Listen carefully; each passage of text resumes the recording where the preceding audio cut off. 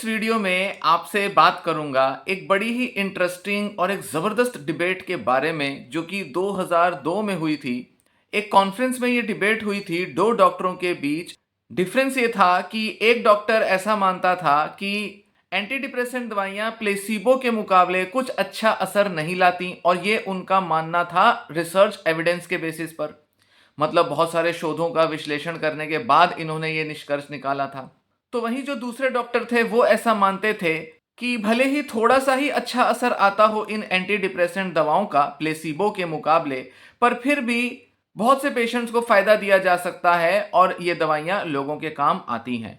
इनके बीच जो ये डिबेट हुई थी, इसके बारे में आपसे मैं थोड़ा डिटेल में चर्चा करूंगा और जानेंगे हम ये कि एंटी डिप्रेसेंट दवाइयाँ सच में असर लाती हैं या ये सिर्फ प्लेसिबो है। मतलब अगर पेशेंट को इस दवा के बजाय कोई ऐसी नकली की आर्टिफिशियल दवा भी दे दी जाती जो कि सिर्फ चावल नमक चीनी की गोलियां होती, तो भी पेशेंट पर असर आ जाता।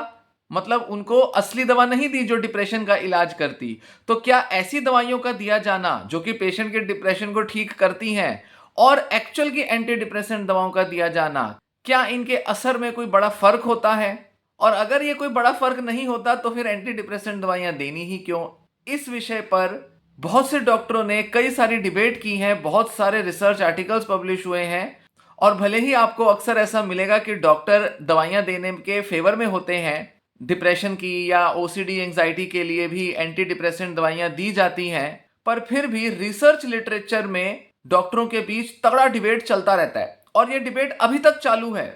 जब से ये दवाइयाँ जिन्हें हम SSRI दवाइयों के नाम से जानते हैं, जब से ये दवाइयों को अप्रूवल मिले हैं और इन पर रिसर्च हुई है, तब से ये डिबेट्स चली आ रही हैं कि ये दवाइयाँ काम करती भी हैं या नहीं, क्योंकि रिसर्च ऐसा बताता है कि ये दवाइयाँ प्लेसिबो से ज़्यादा अच्छा असर नहीं लाती ज़्यादातर मामलों में।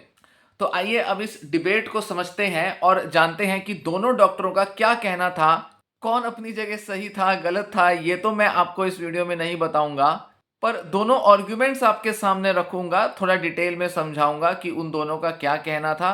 और फिर आप खुद समझदार हैं, खुद ही निर्णय ले लेंगे, खुद ही आप डिसीजन ले पाएंगे कि भाई दवाइयाँ लेनी चाहिए या नहीं, या कितनी लेनी चाहिए, कब तक लेनी चाहिए। तो इस तरह के डिबेट्स के बारे में चर्चा करने का यही पर्पस होता है कि सही तरह से निर्णय ले सकें लोग और केवल एक ही तरीके से ना सोचें। सिर्फ यही ना सोचें कि दवाइयाँ लेनी ही हैं और सिर्फ ये भी ना सोचें कि दवाइयाँ तो बिल्कुल छोड़ देनी हैं, सिर्फ थेरेपी ले लो, योगा मेडिटेशन कर लो। दोनों तरह के आर्ग्यूमेंट्स को सही तरह से इवेल्युएट करना, तौलना ज़रूरी है, तभी हम समझ सकते हैं कि कैसा इलाज लिया जाना चाहिए और कैसा नहीं लिया जाना चाहिए। तो पहले बात करेंगे डॉक्टर इरविंग कर्श के आर्ग्यूमेंट के बारे में। इन्होंने डिप्रेशन की दवाओं को प्लेसिबो से कुछ खास बेहतर नहीं बताया और इन्होंने ऐसा रिसर्च के बेसिस पर बताया। तो जो एंटी डिप्रेसेंट दवाइयाँ होती हैं, ये डॉक्टर ऐसा कहते हैं कि ये काफ़ी ज़्यादा इस्तेमाल में लाई जाती हैं, काफ़ी लोगों को इससे अच्छा असर आता है और शोधों में भी अच्छा असर देखा गया है। पेशेंट्स के डिप्रेशन के लेवल्स कम हो जाते हैं, मतलब पेशेंट के डिप्रेशन को दूर भगाने में ये दवाइयाँ असरदार साबित हुई हैं।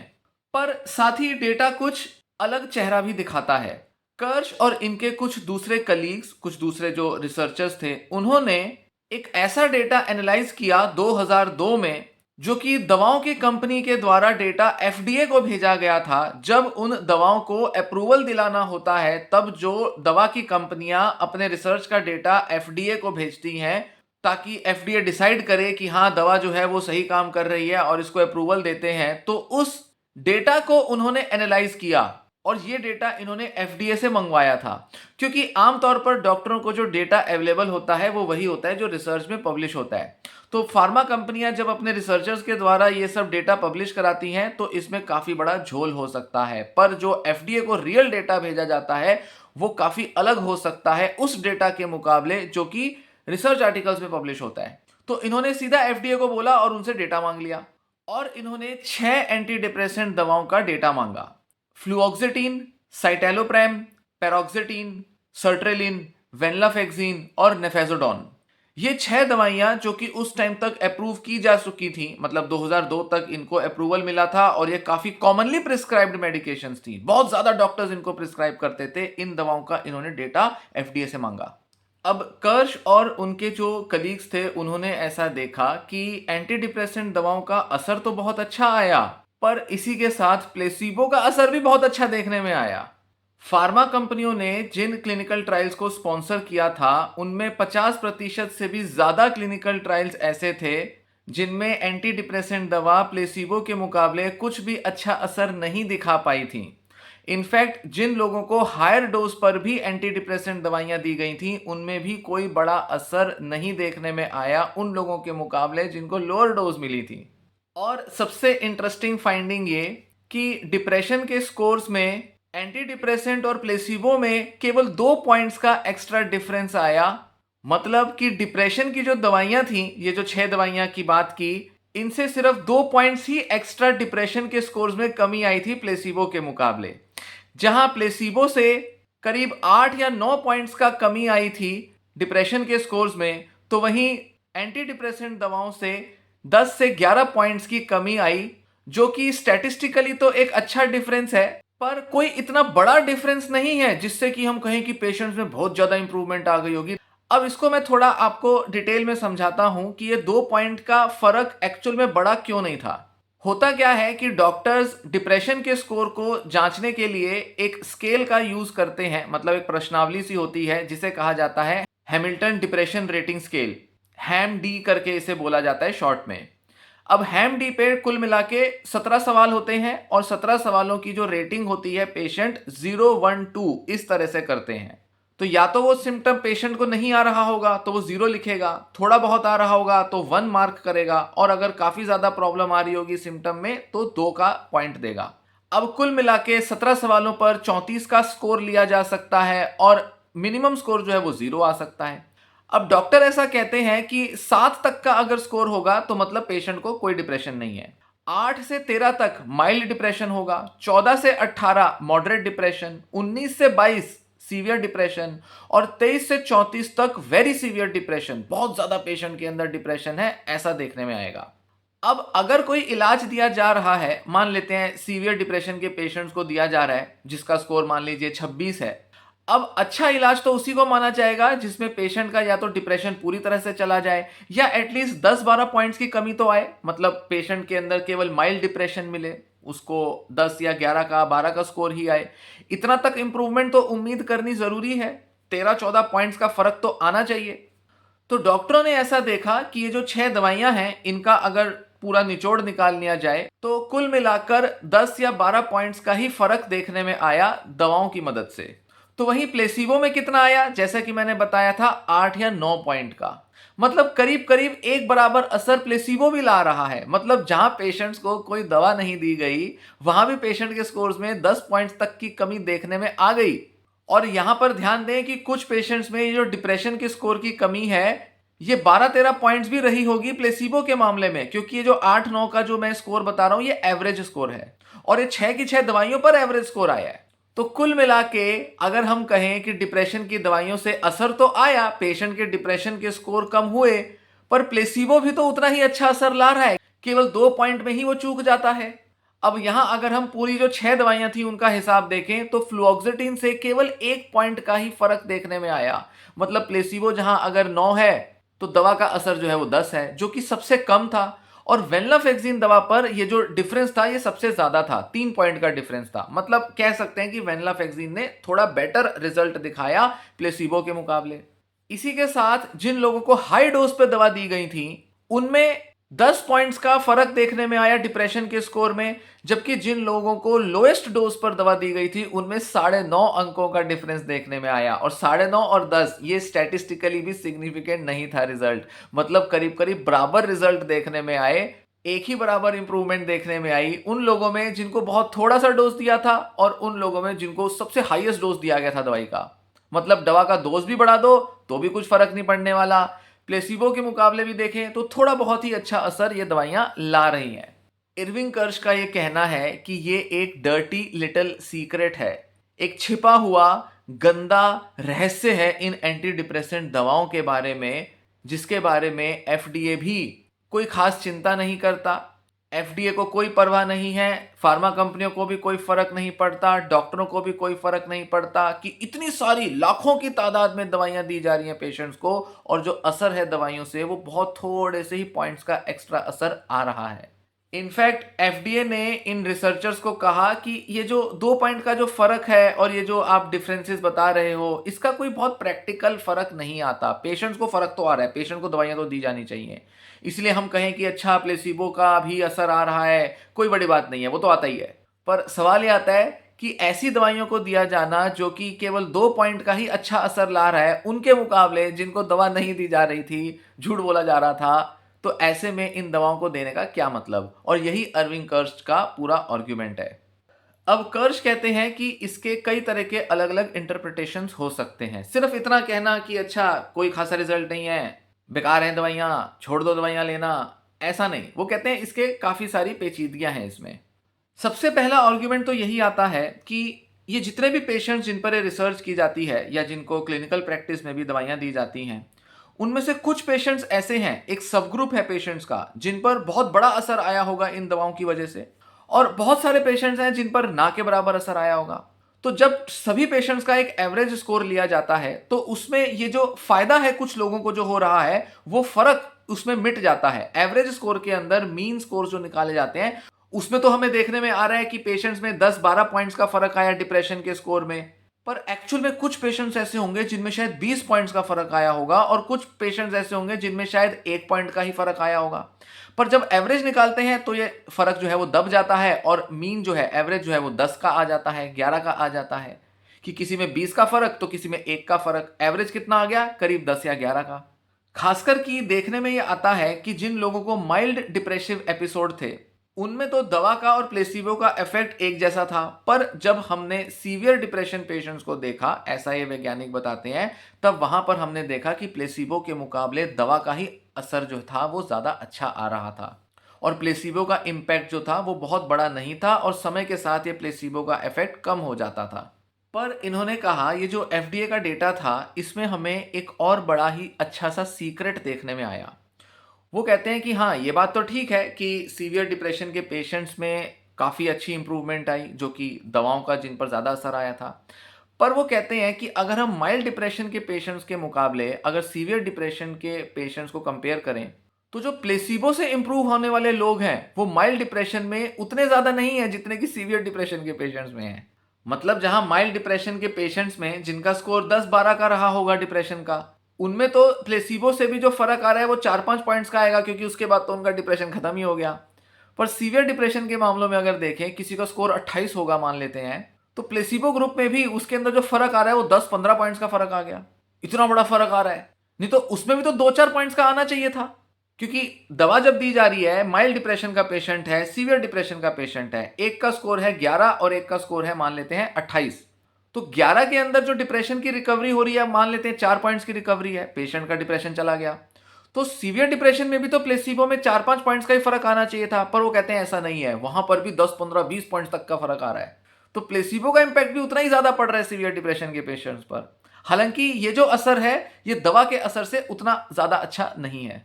तो यहां पर भी एक बड़ी ही एक कॉम्प्लिकेशन, एक पेचीदगी देखने में आती है, जो फिर से हमारा जो डाउट है वो एंटी डिप्रेसेंट दवाओं पर खड़ा कर देती है। मतलब इसे इस तरह से भी समझें कि अगर प्लेसिबो और डिप्रेशन की दवा को कंपेयर करें सीवियर और माइल्ड डिप्रेशन के पेशेंट्स में, ये मैं आपको जस्ट एक उदाहरण दे रहा हूं, जैसा कि इन वैज्ञानिकों ने बताया उसके बेसिस पर, कि माइल्ड डिप्रेशन का पेशेंट है, 11 का मान लीजिए स्कोर है, एवरेज आ रहा है सब पेशेंट्स का, एक ग्रुप को प्लेसिबो दे दिया और एक ग्रुप को एंटी डिप्रेसेंट दवा दे दी। अब 4 या 5 पॉइंट्स का कमी आई, दोनों ग्रुप्स में हमने देखा कि एंटी डिप्रेसेंट दवा से भी उतनी ही कमी आई जितनी प्लेसिबो से आई। पर एक्सपेक्ट तो यही किया जाना चाहिए कि सीवियर डिप्रेशन के मामले में प्लेसिबो में भी 4-5 पॉइंट्स की कमी आए, पर डिप्रेशन की दवा की मदद से 10 से 15 पॉइंट्स की कमी आए। पर यहां मामला थोड़ा उल्टा देखा गया। डिप्रेशन जो माइल्ड वाले केसेस थे, उनके मामले में तो वही 4-5 पॉइंट्स का ही आया, क्योंकि उनमें 15 पॉइंट्स तो कम हो नहीं सकते, पेशेंट का तो स्कोर ही इतना नहीं है मैक्सिमम। पर सीवियर डिप्रेशन के मामले में डिप्रेशन की दवा से तो स्कोर में 10-12 पॉइंट्स की कमी आई, पर जो प्लेसिबो का ग्रुप था उसमें भी करीब करीब इतनी ही कमी आई, और जो मोटा जो डिफरेंस था वो इन दोनों में, प्लेसिबो और डिप्रेशन की दवा के बीच, वो केवल 2 या 3 पॉइंट्स का ही फर्क था। इसीलिए चाहे पेशेंट कैसा भी हो, चाहे वो माइल्ड लेवल का हो या सीवियर लेवल का हो, उसी प्रोपोर्शन में पेशेंट के अंदर प्लेसिबो का भी असर आ रहा है और डिप्रेशन की दवा का भी असर आ रहा है। अब एक और पॉसिबिलिटी बताई जाती है कि भाई ये बात तो ठीक है कि डिप्रेशन की दवा प्लेसिबो से बहुत अच्छा असर नहीं ला रही, थोड़ा बहुत ही अच्छा असर है, पर अगर लॉन्ग टर्म में देखें तो प्लेसिबो के असर तो कम हो जाने चाहिए और दवा का असर बना रहना चाहिए। 6 महीने तक अगर किसी ने डिप्रेशन की दवा ली और 6 महीने तक उसे बस हम प्लेसिबो का ही इलाज दे रहे हैं, तो हो सकता है कि जिन लोगों को प्लेसिबो दिया गया, क्योंकि उनको असली दवा तो दी नहीं गई, हो सकता है कि कुछ समय के बाद 1 या 2 महीने के बाद उनके डिप्रेशन के सिम्टम बढ़ गए हों, या हो सकता है कि उनको रिलैप्स हो गया हो। पर वो वाले पेशेंट जिनको डिप्रेशन की दवा दी जा रही थी, उनमें या तो रिलैप्स ना हुआ हो और वो 6 महीने के अंदर ज़्यादा अच्छी कंडीशन में पहुंचे हों। तो यहाँ भी जो कर्श और इनके जो दूसरे रिसर्चर्स थे, उन्होंने एफडीए के डेटा को जब एनालाइज किया तो यहाँ भी एक थोड़ा सा झोल देखा। अब यहाँ एक बड़ा इंटरेस्टिंग चीज़ देखने में आती है कि जो पिछले जो मैंने अभी आपको डेटा बताए, जो एफडीए के डेटा पर जो कर्श और उनके कलीग्स ने जो रिसर्च किया, एनालाइज किया, उसमें जो दवाओं का असर जो अच्छा देखा गया प्लेसिबो के मुकाबले, उसमें कुछ ऐसी चीज़ देखने में आई कि डिप्रेशन की दवाओं का जो असर है, डॉक्टर्स ये कहते हैं कि उसका 82% हिस्सा जो है वो एक्चुअल में प्लेसिबो ही है और 18% हिस्सा ही है उस असर का जो कि एक्चुअल में दवा की वजह से है। जब लंबे समय तक ये इलाज दिए गए दोनों टाइप के पेशेंट्स को, जिसमें कुछ लोगों को डिप्रेशन की दवा दी जा रही थी और कुछ लोगों को सिर्फ प्लेसिबो दिया जा रहा था, तो दवा के असर में 71% असर जो था वो प्लेसिबो का देखा गया और 29% असर जो था वो डिप्रेशन की दवा का देखा गया। मतलब हाँ, ये बात तो सही है कि वक्त के साथ प्लेसिबो की इफेक्टिवनेस कम हो जाती है। जहां शुरू में 18% असर ही केवल दवा का वजह से आता है, बाद में ये असर जो है ये 29% का आता है, पर फिर भी ये 71% का जो आंकड़ा है ये बहुत बड़ा है, ऐसा कर्श और उनके कलीग्स मानते हैं। वो कह रहे हैं कि इतने महीनों के बाद भी कुछ लोगों को अगर हम प्लेसिबो देते रहते और कुछ लोगों को हम सिर्फ डिप्रेशन की दवा देते, तो 71% असर तो प्लेसिबो की वजह से भी आ रहा होता, जबकि उसके ऊपर सिर्फ 29% एक्स्ट्रा असर ही दवाओं की वजह से आया है, जो कि ओवरऑल देखा जाए तो बहुत ही कम असर है इन डिप्रेशन की दवाओं का। शुरू में 18% था, अब वो 29% है, कोई बड़ा फर्क नहीं आता। नहीं तो होना तो ये चाहिए था कि ठीक है, शुरू में तो हो सकता है कि भाई पेशेंट डॉक्टर से मिल रहे हैं, डॉक्टर के क्लिनिक में जा रहे हैं, नए तरह का इलाज हो रहा है, क्लिनिकल ट्रायल चल रहा है, तो हो सकता है कि प्लेसिबो का इम्पैक्ट बढ़ गया हो, कि पेशेंट्स को लगे कि हमारे ऊपर कोई नई दवा का ट्रायल हो रहा है तो अब तो हमारा डिप्रेशन पूरा ही भाग जाएगा। तो इस वजह से पेशेंट्स की एक्सपेक्टेशन बढ़ जाती है और प्लेसिबो का असर आने लगता है। तो ओवरऑल जो दवा का असर है और प्लेसिबो के असर में कोई खासा फर्क नहीं आता। पर वक्त के साथ जैसे जैसे पेशेंट्स के ऊपर प्लेसिबो का असर कम होता है, तो हो सकता है कि ऐसा होना चाहिए कि प्लेसिबो का जो ओवरऑल जो इम्पैक्ट था वो सिर्फ 30 या 40% रह जाता या 20% रह जाता, पर नहीं, अभी भी कई महीनों के बाद भी प्लेसिबो का असर 71% तक रहा, जो कि बहुत बड़ा असर है। इस हिसाब से देखा जाए तो एंटी डिप्रेसेंट दवाइयां कुछ खासा फर्क नहीं ला रही। इसी के साथ कर्श और उनके कलीग्स ने एक और इंटरेस्टिंग चीज देखी। उन्होंने ऐसा देखा कि वक्त के साथ डिप्रेशन की दवा का असर भी कम हो जाता है और प्लेसिबो का असर भी कम हो जाता है। मतलब अगर कोई पेशेंट 6 महीना 1 साल तक दवा लेगा, 2 साल तक दवा लेगा, तो डिप्रेशन की दवा का असर जो शुरू के 2-3 महीने में आया था, उतना बड़ा असर अब आगे लंबे समय तक कितना भी कंटिन्यू किया जाए बहुत बड़ा असर नहीं आता। प्लेसिबो के साथ भी यही सब फर्क देखने में आता है। पर यहाँ एक उल्टी चीज समझ में आई इन वैज्ञानिकों को कि डिप्रेशन में जो ये कमी है, ये प्लेसिबो में आई हुई कमी से भी ज्यादा थी। जितना लंबा इलाज होता जाएगा, वैज्ञानिकों ने ऐसा देखा कि डिप्रेशन की दवा के असर में ज्यादा कमी आएगी प्लेसिबो के मुकाबले। तो जैसे मान लेते हैं कि 6 महीने तक इलाज दिया और एक रिसर्च में 1 साल तक इलाज दिया। 6 महीने वाले इलाज में डिप्रेशन का स्कोर जहां किसी पेशेंट का 16 था, तो डॉक्टर्स कहते हैं कि 6 महीने के एंड में पेशेंट का डिप्रेशन का स्कोर 18 या 19 जा सकता है। फिर इन्हीं पेशेंट्स को अगर हम 1 साल बाद देखेंगे तो हो सकता है कि इनका ये जो स्कोर है ये 20 या 21 हो जाए। मतलब वक्त के साथ ये दवा अब असर करना करीब करीब बंद कर चुकी है। पर प्लेसिबो के मामले में ये जो फर्क है ये डिप्रेशन की दवा के मुकाबले कम होगा। मतलब जहां मान लेते हैं कि प्लेसिबो का भी असर इतना ही आ रहा था कि पेशेंट्स के डिप्रेशन का लेवल 16 पे पहुंच गया, 6 महीने के बाद जहां डिप्रेशन की दवा से डिप्रेशन का लेवल 18 गया था, हो सकता है कि प्लेसिबो का असर भी 17 या 18 गया हो। पर 1 साल के बाद जहां डिप्रेशन के स्कोर पेशेंट के 20-21 हो गए, हो सकता है कि प्लेसिबो का जो स्कोर है वो 18-19 ही रहा। मतलब बहुत बड़ा बदलाव लोगों के डिप्रेशन के लेवल्स में नहीं आया प्लेसिबो की वजह से, जबकि डिप्रेशन की दवा जो ले रहे थे वो ज्यादा बुरी कंडीशन में पहुंच गए। उनके अंदर बहुत बड़ा असर देखने में नहीं आया दवाओं की मदद से, जबकि प्लेसिबो वाले उनसे बेटर कंडीशन में थे। तो ये और एक नया झोल है जो डॉक्टरों ने नोटिस किया। अब अगर हम इस फर्क को और बड़ी रेंज में ले लें, मान लेते हैं कि डिप्रेशन के पेशेंट्स का स्कोर 12 से 18 पहुंच गया या 12 से 20 पहुंच गया, तो प्लेसिबो का जो स्कोर है वो 12 से 14 या 15 ही पहुंचा। तो प्लेसिबो वाले फिर भी बेटर कंडीशन में रहे।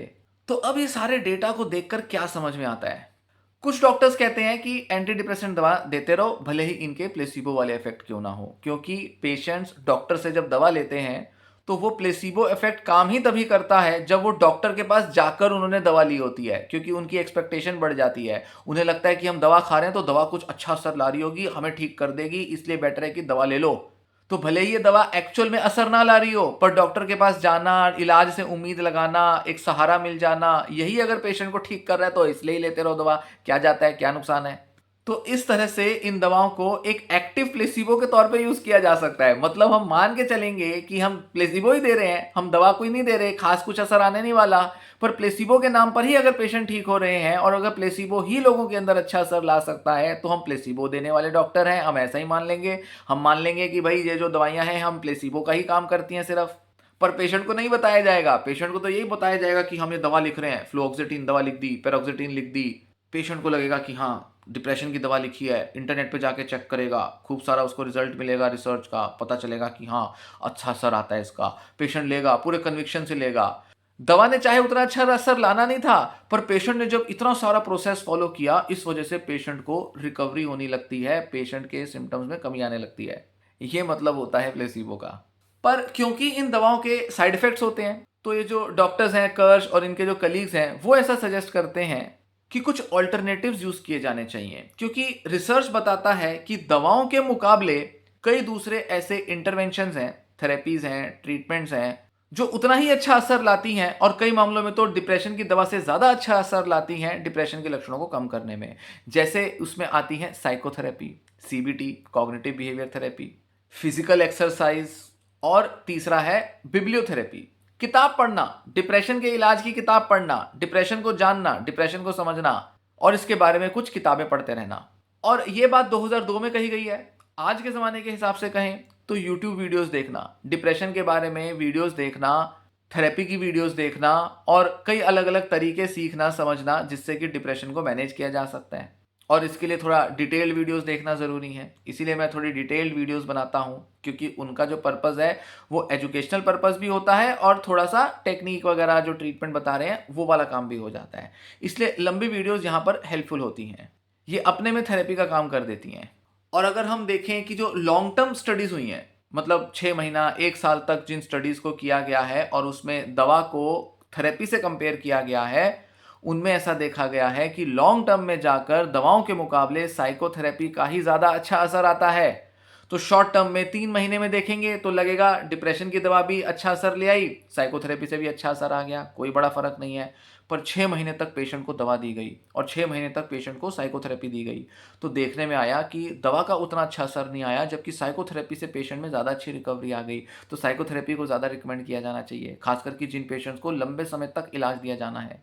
इसीलिए कर्श और इनके जो दूसरे दोस्त हैं उनका ऐसा मानना है कि एंटी डिप्रेसेंट दवा दी जा सकती है, पर तभी जब कोई और ऑप्शन ना हो, जब कोई और इलाज काम ना करे, लास्ट रिजॉर्ट होना चाहिए। जब सब कुछ फेल हो जाए तब दवा दो, जब थेरेपी भी काम ना करे, फिजिकल एक्सरसाइज काम ना करे, दूसरे तरीके काम ना करें और जब लगे कि पेशेंट का जो डिप्रेशन का लेवल है वो काफ़ी सीवियर है और बिना दवा के अब और कोई तरीका नहीं पेशेंट की हेल्प करने का, तो तभी उस केस में पेशेंट को दवा दी जानी चाहिए। मतलब सीवियर केसेस में ही दवा दी जाए, वही बेस्ट है।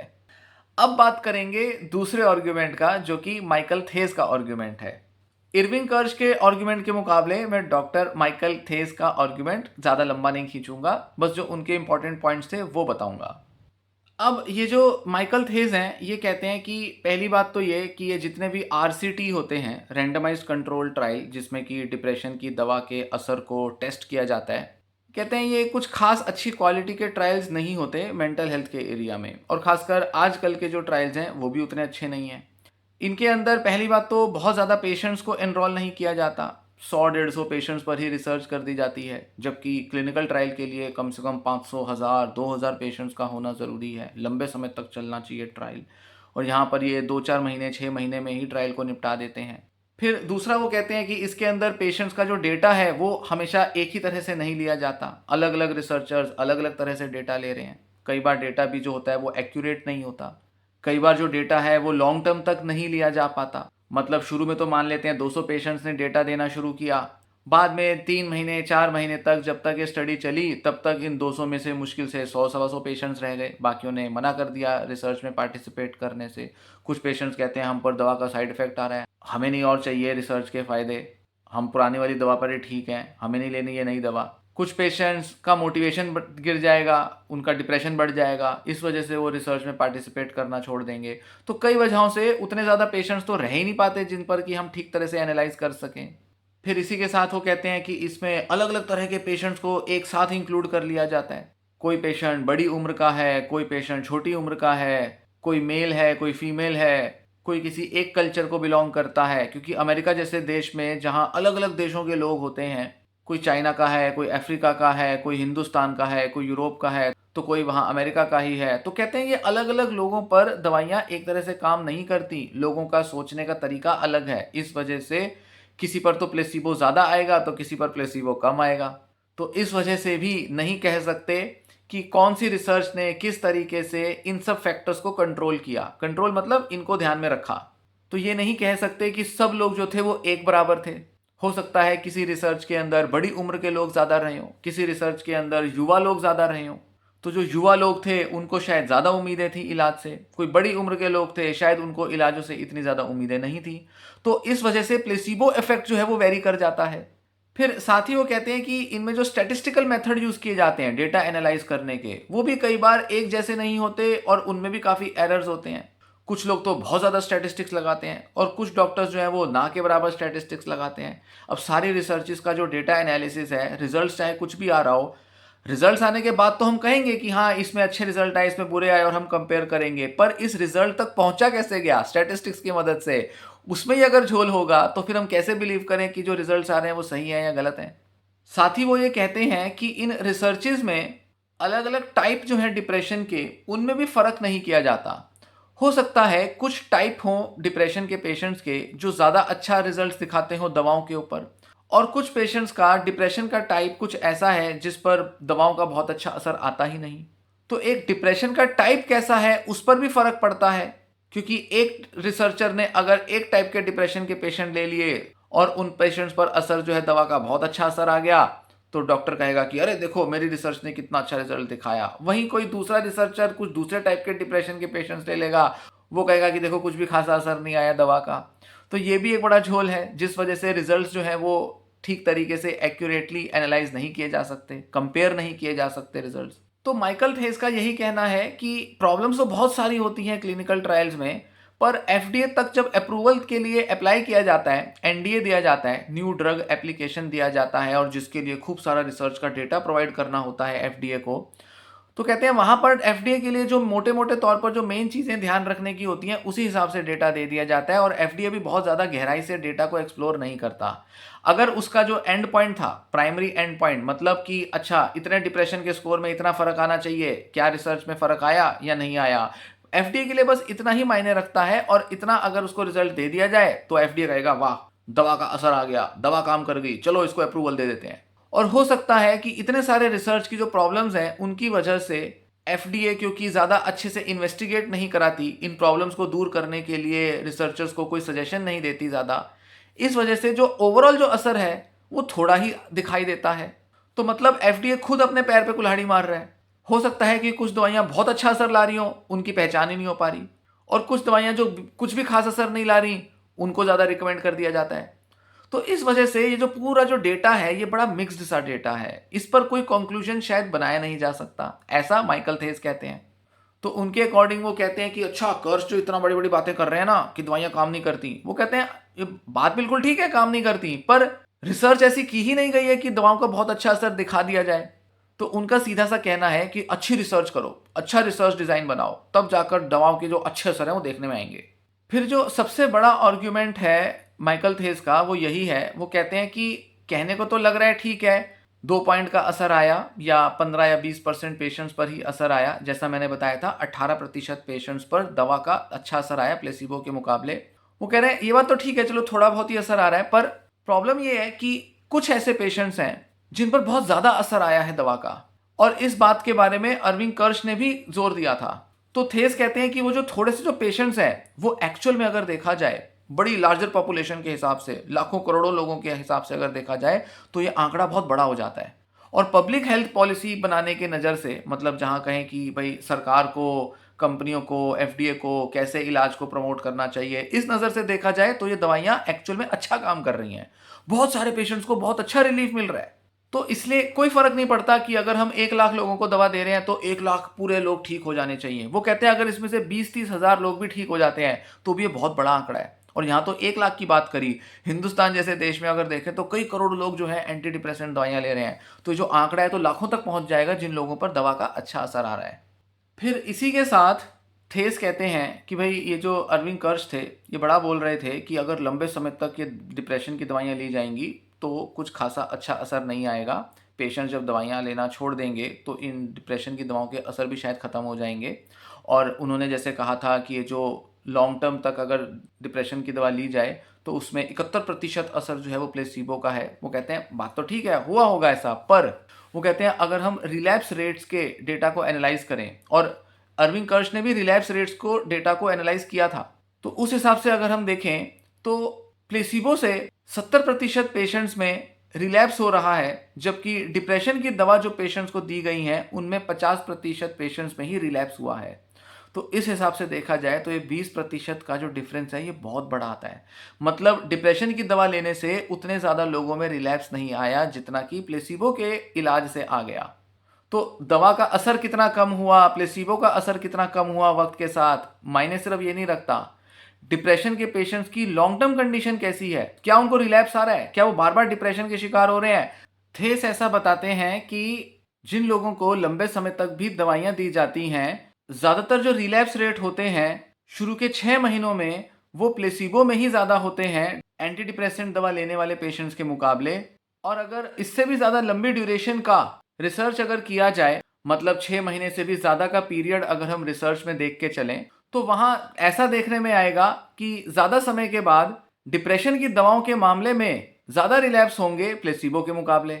और ज़्यादातर जो रिसर्चेस होती हैं वो छोटे टाइम पीरियड के लिए होती हैं, इसलिए बहुत सारी रिसर्चेस यही बताती हैं कि जो डिप्रेशन की दवाएं हैं उनमें ज़्यादा रिलैप्स नहीं हो रहा, प्लेसिबो में ज़्यादा रिलैप्स हो रहा है।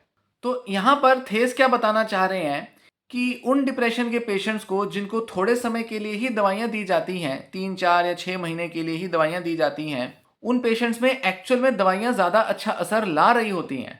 हाँ, पर अगर पेशेंट्स लंबे समय तक दवा लेते रहेंगे तो वहाँ उस मामले में कह सकते हैं कि जो अरविंद कर्श का आर्ग्यूमेंट है वो थोड़ा ठीक है कि एंटी डिप्रेसेंट दवा लेने वाले पेशेंट्स में थोड़ा ज़्यादा रिलैप्स देखने में आ जाएगा प्लेसिबो के मुकाबले, और पेशेंट्स के जो सिम्टम्स हैं वो थोड़े बढ़ जाएंगे, जैसा कि मैंने पहले बताया था कि कैसे 12 से 18 का पूरा सिम्टम का स्कोर जा रहा है। कुछ इस तरह से हम देखेंगे कि एंटी डिप्रेसेंट दवा लेने वाले पेशेंट्स में जो डिप्रेशन के स्कोर हैं वो थोड़े ज़्यादा बढ़ेंगे प्लेसिबो ग्रुप के मुकाबले। पर छोटी ड्यूरेशन की अगर स्टडी की जाए तो वहाँ हमें डिप्रेशन की दवा के असर ही ज़्यादा अच्छे देखने में आते हैं, पेशेंट्स को रिलैप्स इतना जल्दी नहीं होता। तो ये एक तो थोड़ी सी पेचीदगी है जो कि उस इरविंग कर्श के डेटा में नहीं दिखाई दी थी। साथ ही इससे यह भी पता चलता है कि थोड़े ड्यूरेशन के लिए अगर इलाज लिया जाए तो डिप्रेशन की दवा के फायदे ज़्यादा अच्छे से देखने में आते हैं। तो लंबा समय तक दवा लेनी ही नहीं चाहिए। उस मामले में माइकल थेस कहते हैं कि हमें ऑल्टरनेटिव्स अपना लेने चाहिए। तो थोड़े टाइम तक तो दवा ले लो, 4-6 महीने के लिए दवा ले लो, पर उसके बाद अगर लगे कि डिप्रेशन जा नहीं रहा, थोड़ा बहुत डिप्रेशन बढ़ रहा है, तो ऐसे में आपको ऑल्टरनेटिव स्ट्रेटजीज अपनानी चाहिए, जिसके अंदर अगेन माइकल थेस भी यही बोलते हैं, फिजिकल एक्सरसाइज करो, साइको एजुकेशन लो, डिप्रेशन को समझो, जानो कैसे ठीक होता है, क्या क्या ट्रीटमेंट्स होते हैं, जानो पूरी चीज़, और साथ ही साइकोथेरेपी लो। क्योंकि वो ये कहते हैं कि लोग दवाओं के पीछे तो भागते रहते हैं, सालों सालों तक दवाइयाँ खाते रहते हैं, पर ये जो साइकोथेरेपी के इलाज हैं ये अंडर यूटिलाइज्ड ट्रीटमेंट्स हैं। ज़्यादा इनको यूटिलाइज नहीं किया जा रहा, ज़्यादा उतना फ़ायदा इनसे लिया ही नहीं जा रहा। अगर लोग लेने लगे इनसे फ़ायदा तो ज़्यादा अच्छी कंडीशन में आ जाएँ। तो उनका ऐसा मानना है कि भाई ये जो माइल्ड मॉडरेट लेवल के जो डिप्रेशन के पेशेंट्स हैं, इनमें ज़्यादातर पेशेंट्स को, इनफैक्ट करीब-करीब शायद सभी पेशेंट्स को साइकोथेरेपी का इलाज दिया जाना चाहिए। और जो लोग साइकोथेरेपी पर रिस्पॉन्स नहीं दे पा रहे हैं, उनको हमें दवा देनी चाहिए और ज़्यादातर ये लोग वही होंगे जो सीवियर डिप्रेशन के पेशेंट होंगे। इस तरह से हम ज़्यादा अच्छे से देख पाएंगे कि दवाइयाँ असर लाती हैं। सभी पेशेंट्स को ये दवाइयाँ दी जा रही हैं, कोई मतलब नहीं है। जो पेशेंट को डिप्रेशन का डायग्नोसिस हुआ, दवा दे दी। पेशेंट भी कहता है कि मुझे दवा चाहिए, मुझे और कुछ नहीं चाहिए, दवा से ही ठीक होऊंगा। पेशेंट भी दवाओं पर डिपेंडेंट होना चाहता है, तो मजबूरन डॉक्टर तो दवा दे ही देगा आपको। तो पेशेंट्स जो कि माइल्ड या मॉडरेट लेवल का डिप्रेशन भी फेस कर रहे हैं, उनको तो साइकोथेरेपी की तरफ जाना चाहिए। और अगर ऐसा होने लगे और केवल सीवियर डिप्रेशन के पेशेंट्स को ही दवाइयां मिले, तो ऐसा देखने में आएगा कि ये जो दवाइयां हैं ये ज़्यादा अच्छी और ज़्यादा बेहतर असर लाने वाली साबित हो पाएंगी। और हिंदुस्तान जैसे देश में, इनफैक्ट ऑल ओवर वर्ल्ड, होता क्या है कि कई सारे पेशेंट दवाइयां ले रहे हैं, 6 महीने 1 साल हो गए दवाइयां ले रहे हैं। शुरू के 2-3 महीने असर आ गया, 1 साल 2 साल बाद असर खत्म हो जाते हैं। फिर दवाओं के साइड इफेक्ट्स को कंप्लेंट करते हैं, फिर इधर उधर परेशान होते हैं। आरटीएमएस का इलाज लेंगे, पता नहीं क्या क्या इधर उधर के इलाज ट्राई करते रहते हैं। उनको वो सब इलाज ट्राई करने ही नहीं थे, दवाइयां लेनी ही नहीं थी, शुरू से ही साइकोथेरेपी ले लेते। शुरू में ही अगर ये थेरेपी का इलाज ले लिया जाता तो ज़्यादातर लोगों को अच्छा असर आता। और जैसा मैंने पहले बताया, ये असर लॉन्ग टर्म तक टिके रहते हैं दवाओं के मुकाबले। दवा के असर अगर वक्त के साथ कम हो जाएंगे, साल 1.5 साल में दवा के असर कम होंगे, पर थेरेपी के असर और अच्छे दिखाई देंगे। तो ज्यादा फायदा तो लोगों को थेरेपी से मिलने वाला है। और ये दुनिया भर के वैज्ञानिक, डॉक्टर पिछले 20, 25, 30 साल से मानते हैं, जानते हैं कि हाँ, थेरेपी का इलाज ही सबसे बेस्ट होता है डिप्रेशन के मामले में। इसीलिए इस डिबेट में भी यही देखने में आया कि दवाओं को जो इतनी आलोचना की जा रही है, दवाओं के ऊपर जो इतना सारा डेटा एनालाइज किया जा रहा है, अल्टीमेटली कंक्लूजन क्या निकल रही है? दोनों डॉक्टर जो कि कहने को तो डिबेट कर रहे हैं, आपस में एक दूसरे से बहस कर रहे हैं, पर दोनों इस कंक्लूजन पर आ रहे हैं कि हाँ, डेटा को तो हम इग्नोर नहीं कर सकते, जो डेटा कह रहा है उस पर तो मानना पड़ेगा। पर जहां एक पेशेंट कहता है कि ज्यादातर लोगों को या तो दवा देनी नहीं चाहिए या फिर उनको एक्टिव प्लेसिबो देना चाहिए, देते रहो, प्लेसिबो है, क्या फर्क पड़ गया, सीवियर पेशेंट पर असर आ गया, अच्छा है, बाकी लोगों पर नहीं आया, नहीं आया, कुछ और कर लेंगे वो पेशेंट धीरे धीरे। पर ये वाले डॉक्टर कहते हैं, माइकल थेस, कि लोगों को हमें ज्यादा शिक्षित करना चाहिए। डॉक्टरों का ये काम हो जाता है, थेरेपिस्ट का ये काम होता है कि वो कहें कि भाई जिन लोगों को माइल्ड मॉडरेट डिप्रेशन है वो क्यों ये दवाइयां ले रहे हैं। इसीलिए मैं ये वीडियो बना रहा हूँ। ये वीडियो बनाने का पूरा पर्पस यही होता है कि ज़्यादा डिटेल में, ज़्यादा ढंग से लोग समझ पाएँ कि क्या इलाज लेना है और क्या नहीं। और जिन लोगों को क्रोनिक डिप्रेशन रहता है, लंबे समय से डिप्रेशन है, डिस्थाइमिया की प्रॉब्लम है, उनके लिए दवाओं का और थेरेपी का कॉम्बिनेशन सबसे अच्छा असर लाता है। तो माइल्ड मॉडरेट के केसेस में सिर्फ थेरेपी ली जाए, सीवियर केस में जो थोड़े टाइम से बना हुआ हो उसमें दवा ले ली जाए, और जिनमें लंबे समय से डिप्रेशन बना हुआ है उनमें दवा और थेरेपी दोनों लिए जाएं। क्योंकि लंबे समय से डिप्रेशन है, इसका मतलब ये नहीं कि वो डिप्रेशन बहुत ज्यादा होगा। माइल्ड डिप्रेशन भी लंबे समय तक बना रह सकता है, मॉडरेट डिप्रेशन लंबे समय तक बना रह सकता है। इन पेशेंट्स को, क्योंकि इनका डिप्रेशन आसानी से गया नहीं, ना थेरेपी से गया ना दवा से गया, तो इनको दोनों दिया जाना जरूरी है। तो ये पूरा कंक्लूजन इन दोनों डॉक्टरों ने निकाला, मतलब बहस ही हो रही है, दोनों अपने अपने पॉइंट्स रख रहे हैं। किसी कॉन्फ्रेंस में इन्होंने पार्टिसिपेट किया था और वहाँ खूब एक दूसरे से बहस की थी। काफ़ी देर तक ये बहस चलती रही, दोनों अपने अपने पॉइंट्स रखते रहे। कुछ लोग जो थे वो अरविंद कर्श के फेवर में थे, कुछ डॉक्टर जो थे वो माइकल थेस के फेवर में थे। पर माइकल थेस ने एक पॉजिटिव कंक्लूजन निकाली। वो दवाओं के खिलाफ नहीं गए और दवाओं के बहुत फेवर में भी नहीं गए, एक बीच का रास्ता निकाला। और ये जो बीच का रास्ता निकाला, ये एविडेंस के बेस पे निकाला, मतलब रिसर्च का जो एविडेंस है उसके आधार पर इन्होंने अपनी कुछ कंक्लूजन्स निकाली। तो ये रही पूरी चर्चा, ये रही पूरी डिस्कशन इस डिबेट के बारे में। ये वीडियो लंबी बहुत रही, पर ये वीडियो बनानी ज़रूरी थी। बहुत से पेशेंट्स को बहुत इंसाइट्स मिलेंगी, बहुत सारी डायरेक्शन मिलेगी कि क्या करना है, कैसे इलाज लेना है। इस वीडियो को और लोगों से शेयर करें। यह वीडियो यहीं समाप्त होती है। धन्यवाद।